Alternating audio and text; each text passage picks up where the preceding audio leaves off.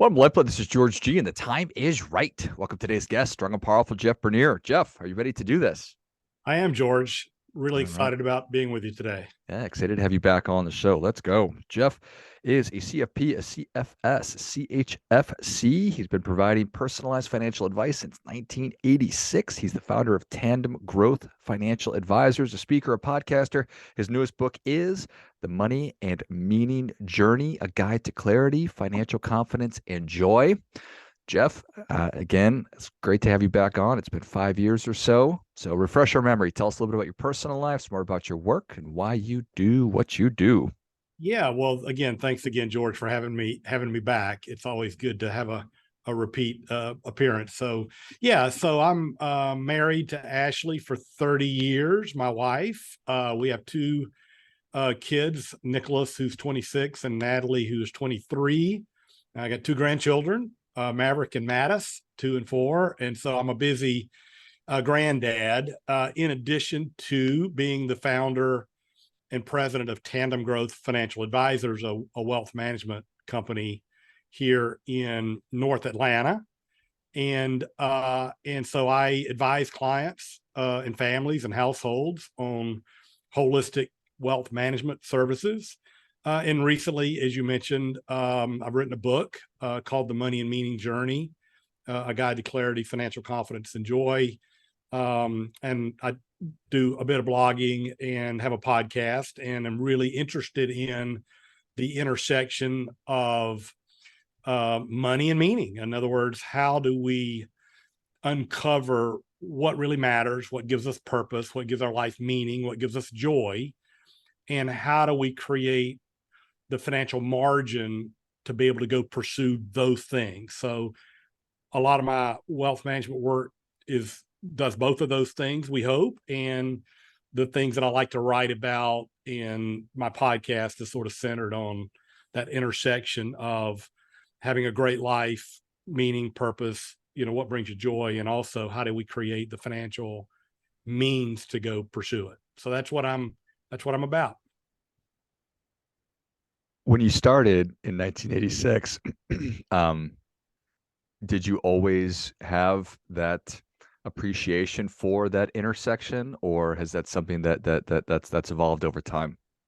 No, heck no. When I started in 1986, I thought I was going to be this super successful, sophisticated finance guy, and I was going to make a lot of money.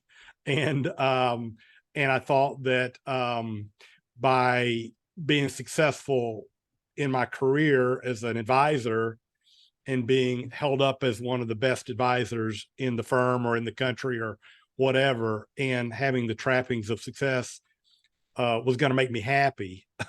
and and as I matured in life, I realized that it won't, and it didn't. And so I had a bit of um, I guess a maturing or a revelation in uncovering what really matters. And then as I learned more about that, and actually this was it was not a direct flight from the first half to the second half. But as I moved more into kind of my second act, if you will, in my career, I just got really passionate about helping other people create the financial means to go do what they were uniquely created to do. And I didn't think anything about that the first several years of my career. It was, again, all about creating worldly success and making a bunch of money. As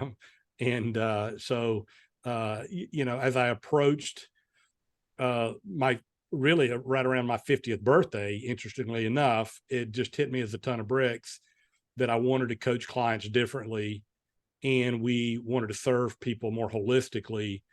As I was going through my own sort of mid-career examination about what brings me joy and significance as opposed to just the trappings of worldly success, I guess. That's a great term, worldly success. And I know that was a huge driver for me when I was in my 20s. And I wonder if that's just something that we all go through, but maybe we don't necessarily ever make the switch over to what's really important to me? Yeah, I'm not sure. I know that there is life is a journey in the early part of our life. And I write about this in the book a little bit. I use Joseph Campbell's hero's journey metaphor, if you know who Joseph Campbell is. And we have to go through these stages, I guess, of development. But what I have found is that many people get there earlier if they have a challenge in their life often. So, I mean, there might be people in their 20s that have actually moved into the quote, and I don't want to call it the second act, but sort of at least a mindset of things that are actually more important because they've been through a life challenge. And, when you've got a challenge in your life, a lot of the things that don't really matter very much fall aside because you don't have the capacity to deal with them. And you understand it. But I think for most of us, we sort of go through life and we get educated and then we have success and we start building a career and a family and country clubs and beach houses and all that. And at some point we reach this point where, we start wondering, is that all there is? It's just Jack Nicholson said in a movie once, is this as good as it gets? And so I think that's a dangerous time in our careers, because if we don't start a new journey to uncover what really matters, I mean, we can fall into some really bad habits, and that's where career crisis and midlife crisis and can occur. And so it's really important to sort of go to the locker room, as Bob Buford said in his book Halftime, or just re-strategize the second half and figure out what really matters. Yeah, I think that that's really well said and really well put. We think that, and for good reason, all the things you described, country clubs, having money, a nice home, nice lifestyle, beaches, all of that, those are really good. And it seems like we all need to sort of discover that for ourselves, unless our development and moving along is hastened by some kind of an event that sort of snaps us into taking that look in the mirror and doing the introspection. So what is that? Is there a process? How do we start asking those questions before something bad happens or before we reach that midlife crisis? Well, I really wrote the book to speak to the mid to late career professional or executive or business person, or even someone who's maybe early in retirement, because I think as we move into our second act, we are faced with both some psychological and financial challenges. And that's really what the book tries to address, some of those. And I draw on a lot of resources. I mean, I'm not an expert in some of these areas, but I've read a lot and I'm really interested in a lot. And so what I've tried to do in the book is walk through, as this mid-career, my hero, this mid to late career individual or someone who's recently retired. And it's really, you really have to answer three questions. And what I try to do in the book is I try to, the middle part of a book is actually a workshop I used to do that help you ask some of these questions. But the first one is, kind of what's your why? Simon Sinek wrote a great book and has obviously a TED talk that was viral about, start with why. So the first thing is really figuring out, who are you? What do you care about? What brings you to your knees? What are your values? What really matters? And that can't be done quickly. I mean, that's a process to kind of go to the woods and contemplate what really matters. What is your, what's your purpose, I guess. The second one is, once you uncover your purpose and your gifts, in other words, what are you uniquely gifted for? And we all are uniquely gifted in different things.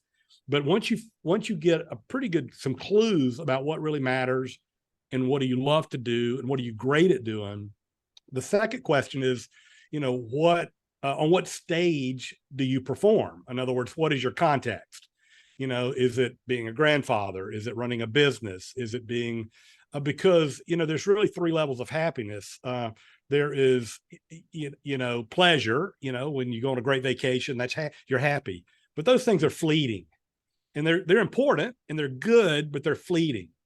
The second level of happiness is just well-being, eudaimonia, where you have, and a lot of that comes from um, being good at your craft and doing things that you like to do. And then the third level of happiness is how do you create value for others? What gives you meaning? And all the studies say that service to others gives meaning. So in the second part about what is your context, you sort of combine those. What is fun for you? Are you a golfer? Do you like to travel? Do you scuba dive? Those are all good, but they're likely to be fleeting. What are you good at that you can continue to do through your whole life? Because retirement's dangerous if you don't have a reason to get up every day. And then that third level is how in what is your arena, what is your stage to serve others. And serving others could be your family, it could be your friends, it could be a nonprofit. In my case, it still could be in my professional work. So that's second. So the first thing was purpose, meaning, values. The second one was what is the stage? What is the arena? And the third thing is how do you create the margin? How do you create the means?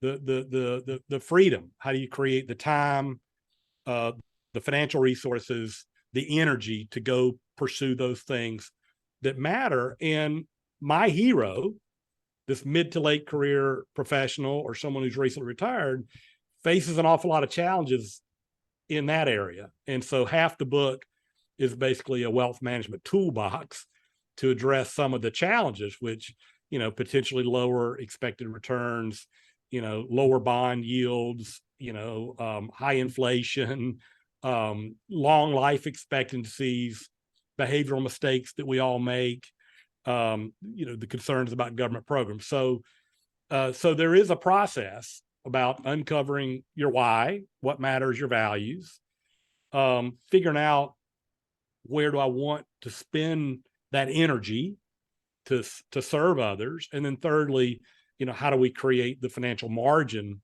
to go pursue it? And so again, and there, in the hero's journey and Joseph Campbell's work, in all literature and movies and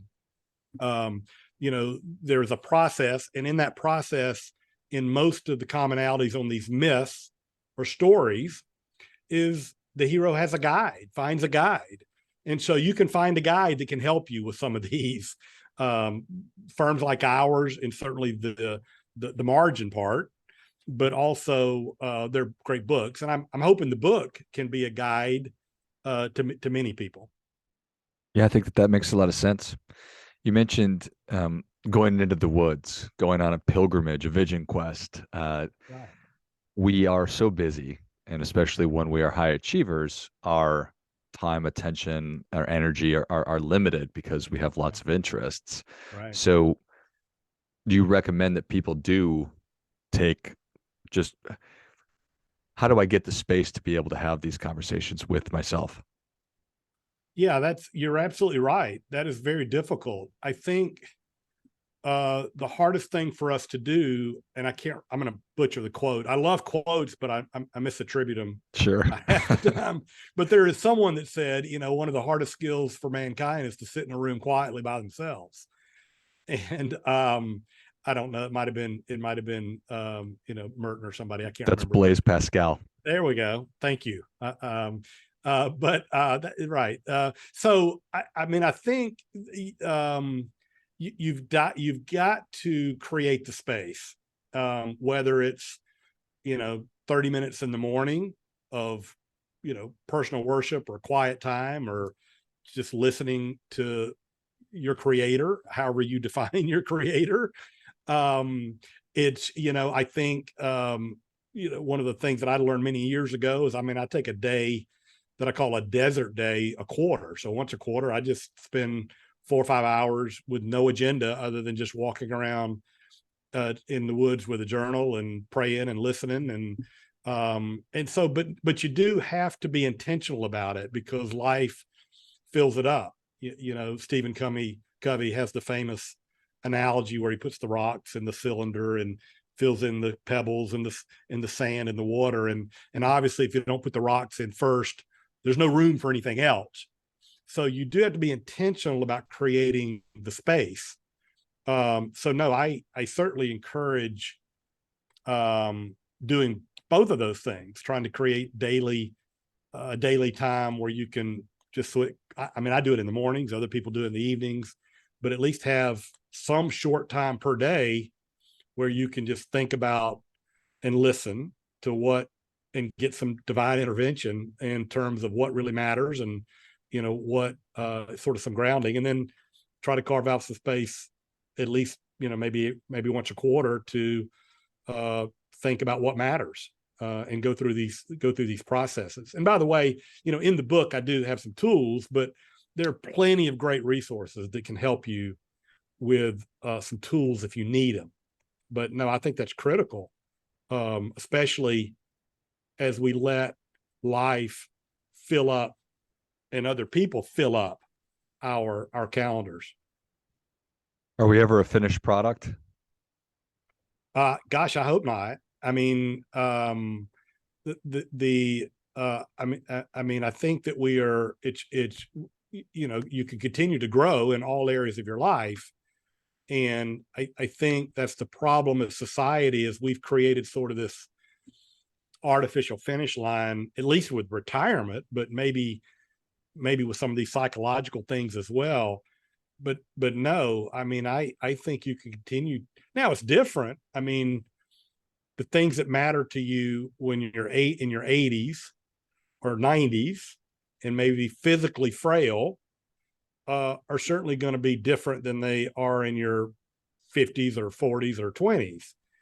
But no, I think we can continue to grow, and learn new things. I mean, I want to be a lifelong learner, but more importantly than that, I want to continue becoming closer to what God created me to be every day.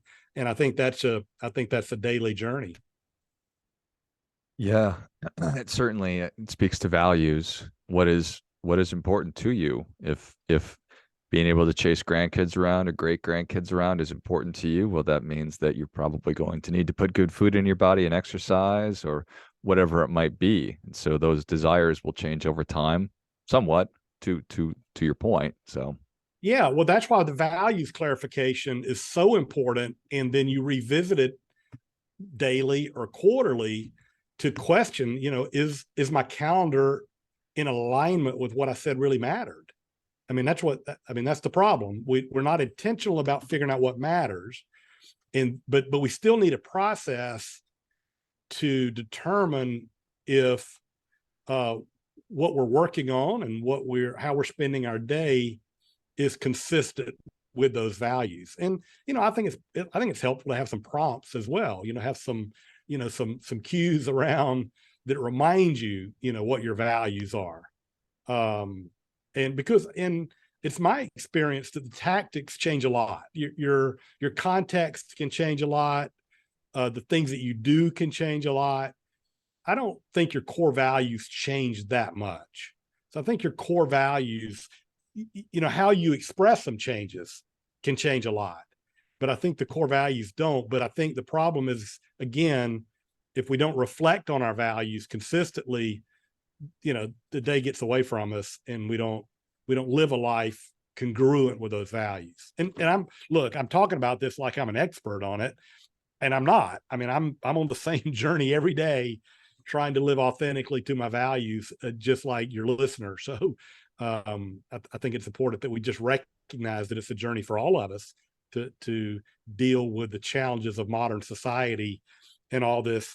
Ashley Willens wrote a great book called Time Smart, and she calls it confetti. All this confetti is being thrown at us, and it can co-opt our attention. yeah, well said. Well, Jeff, thank you so much for coming back on. Where can people learn more about you? How can they engage with your firm? And where can they get their copy of The Money and Meaning Journey, a guide to clarity, financial confidence, and joy? Yeah, thanks, George. So jeffbernierauthor.com. So it's BERNIER author.com is a website for the book. So you can go there and learn more about the book. You can order it on Amazon and all the major retailers. So the Money and Meaning Journey is available in all those places. But at jeffbernierauthor.com, you can see a link to the podcast, some of my writing, and there's actually some bonus material that has the workbook that kind of goes through some of these exercises that are actually in the book, but I created a PDF where people could actually work through some of these exercises at jeffbernierauthor.com. Our corporate website is tandemgrowth.com. And so you can see the podcast, the Money and Meaning Show, and as well as other resources there. And the Money and Meaning Show podcast is available on iTunes and Spotify and all the normal streaming places as well. So those are the best places. jeffbernierauthor.com in terms of the book, and tandemgrowth.com in terms of our wealth management practice. Excellent. Well, if you enjoyed as much as I did, show Jeff your appreciation and share today's show with a friend who also appreciates good ideas. Go to jeffbernierauthor.com. It's Jeff, BERNIER, author.com, and check out the great resources. Learn more about the financial advising practice at tandemgrowth.com. Check out the Money and Meaning Show wherever you listen to your podcasts, and get your copy of the Money and Meaning Journey wherever you buy your books, or at jeffbernierauthor.com. Thanks again, Jeff. Thanks so much, George. And until next time, remember, do your part by doing your best.